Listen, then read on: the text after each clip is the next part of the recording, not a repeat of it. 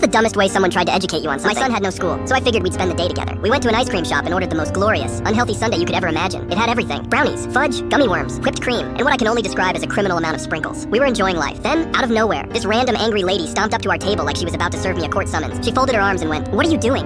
Eating ice cream?" I just shrugged. Spending the day with my son. Apparently, this was the worst thing I could have said. Her eyes widened, her jaw dropped, and she gasped like I just confessed to a federal crime. "You are ruining his life." "Excuse me? A child should never eat something this unhealthy. You're setting him up for failure." "Ma'am, it's ice cream." She went on this full TED talk about how I was stunting his growth and destroying his health, acting like I force-fed him sugar through a tube every morning. I explained that it was just a treat, that my kid eats normally most of the time. She shook her head. That's what all bad parents say. At this point, my son was trying not to laugh. I just smiled and went, "Respectfully, he's not your kid, and you need to shut up." "Wrong move." She snapped. She turned to the nearest employee, waved her arms around like she was trying to land a plane, and screamed, "Kick them out, they're poisoning that child." The employee just stared at her like she was an escaped mental patient. Then, with the straightest face possible, they went, "Ma'am, it's literally an ice cream shop." She turned bright red. Then she stomped out the door, knocking over a napkin dispenser on her way out. And out of pure, glorious, beautiful spite, I walked up to the counter and ordered my son another ice cream cone.